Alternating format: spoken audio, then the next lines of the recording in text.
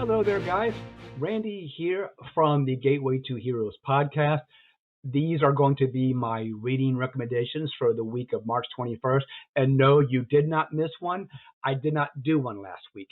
That's because I had such a small pull that I decided I would just wait and combine last week with this week's pull. But as luck would have it, I also got in my mail order subscription last week as well. So now I've got a fairly good stack to show you here, okay? Give my usual shout out to Enos L. Nickens and his Big Nick's Picks, which he does here on our group page every week, as well as Eddie Nuevez and his YouTube channel, Eddie from the Bat Cave. Thank you guys both very much. So before I actually get into my polls, however, I want to go over the May solicitation from Image Comics. And you may be asking, well, why, Randy? Because Image is starting 7 new series in May, and it looks like they're all going to be pretty good. So I wanted to show this to you. Blood and Thunder #1 coming from Image. And I apologize ahead of time. You're going to see some corner folds for titles that I want to get. Okay. We also have The Curse of Shirley Johnson #1, which, reading the description, this actually is set in the Spawn universe. So if you're a Spawn fan, you might want to look into that. As you can see, this is one that I marked that I want. Exquisite Corpses #1 coming as well. We're getting The Cold Witch, A Tale of the Shrouded College #1 of 5. So there's one of Image's new miniseries coming.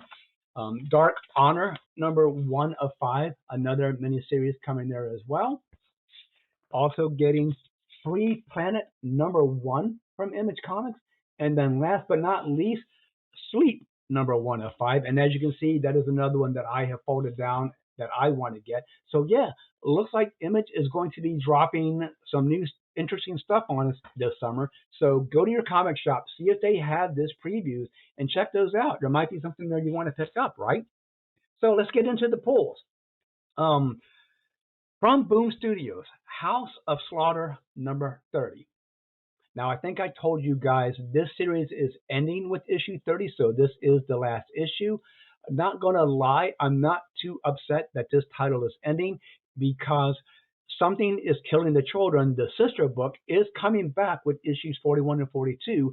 And frankly, it is the stronger of the two books in this shared universe. So while this ending is kind of a bummer, I'm not too upset because we're getting back what I feel is the stronger of the two titles, okay? From Titan Comics, Heatseeker Combustion #3. Um, Now, as I said before, this is an adult title, so yes, there is going to be some nudity on the inside. But if you are a fan of the good girl spy thriller, this is a great series. This and the companion series, Gun Honey, are both great reads. And yes, guys, since it is an adult title, I did indulge a little, and I also picked up the Heatseeker Combustion #3 nude variant. Sorry, I had to cover her bits there, and I apologize for the glare. Maybe if you're just going to have to deal. Sorry. But yes, fantastic cover. Really like these series. Sorry I had to cover it up there. But those are worth reading, actually. Like I said, if you're into the good girl, hard-boiled spy thrillers, those are good books. From Marvel Comics, Amazing Spider-Man #69. This is the continuing 8 Deaths of Spider-Man storyline. Issue 70 is going to be the final issue of this storyline. It is also going to be the final issue of this current volume of Spider-Man. They're going to relaunch with a new #1. And for me, this is going to be my jumping off point. Sorry, Marvel, I am tired of you constantly rebooting your series, especially Spider-Man and X-Men and Avengers and all of those. Just quit renumbering, all right? We're tired of it. DC, same for you. You're not as bad as Marvel has been, but you both need to calm down, okay? And again, like I said, I really just kind of, while the story's not bad, I'm still kind of not getting why Spider-Man had to be the champion, right? So, from DC Comics, Absolute Superman #5.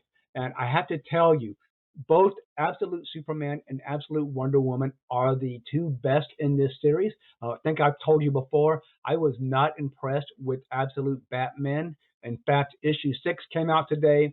I left it on the shelf, and I'll be selling off my issues 1 through 5 of that series. But I will tell you, what a great ending on this first arc for Absolute Superman. Don't want to give anything away, but there are strong indications that our boy Kal-El here is not the last survivor of Krypton. Okay, so fantastic series. I've really been enjoying it. Um, Action Comics 1084. Now this is the final episode for the Machinations of Mannheim. It's been a pretty good story. I will freely admit it's not as strong as the Mark Waid one that ran before this, but it hasn't been a bad story. 1085 starts a new story arc, so maybe you can jump on there, right? Now, the rest of these are all books that I picked up this week, okay?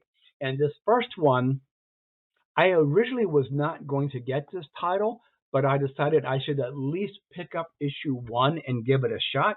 And that is Absolute Flash number 1. This is the cardstock variant.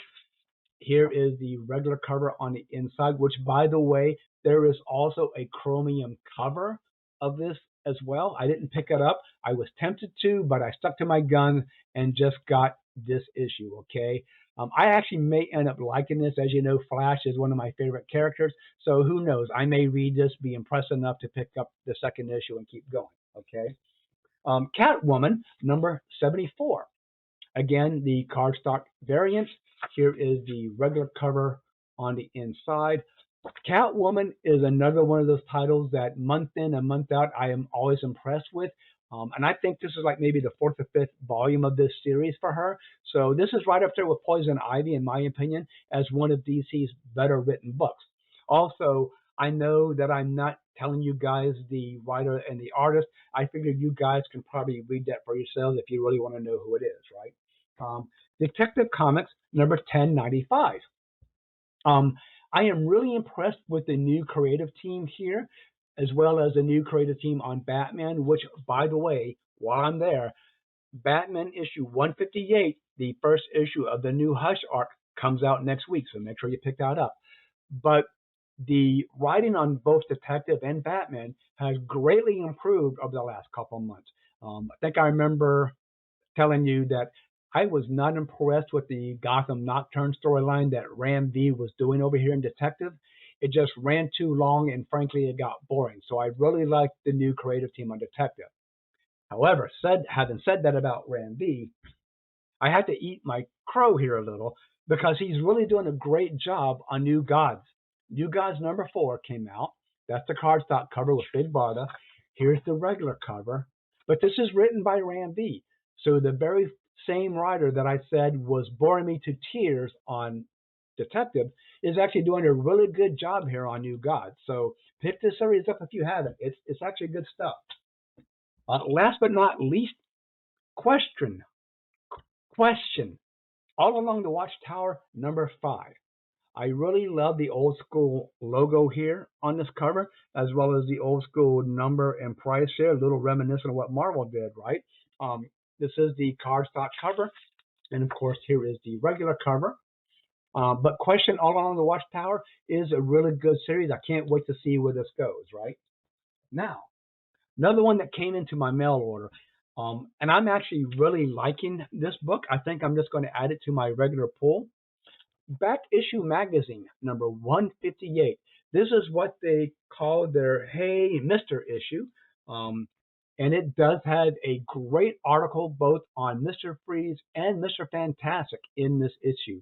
So I've previously gotten one other issue of Back Issue. It was their George Perez tribute after his passing, as well as their sister magazine, Alter Ego, which I got a couple weeks ago. These are both really good magazines for comic book history, and I think I'm going to be adding these to my regular pull. So if you see this in your comic shop, pick it up. You won't be disappointed.